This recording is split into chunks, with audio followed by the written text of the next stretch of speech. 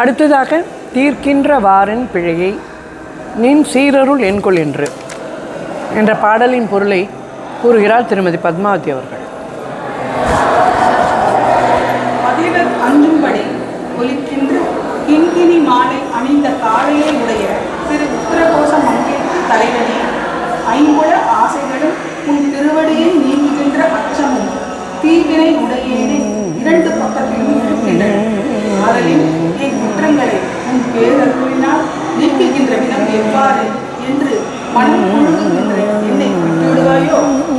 பெருமை அமைந்த மூன்று உலகங்களுக்கும் ஒப்பற்ற முதல்வனை, நிலை பெற்ற உத்தரகோச மங்கைக்கு தலைவனை, போர்க்குரிய நுனியோடு கூடிய மூன்று இலை வடிவினதாகிய சூலத்தை வலப்பக்கத்தில் தாங்கி விளங்குபவனை, இருபுறமும் எரிகின்ற கொல்லிக்கட்டையின் உள்ளிடத்தே அகப்பட்ட எறும்பு போன்று துயருற்று உன்னை விட்டு நீங்கின என்னை தலைவிரி கோலமுடைய சடையோனே விட்டுவிடுவாயோ என்று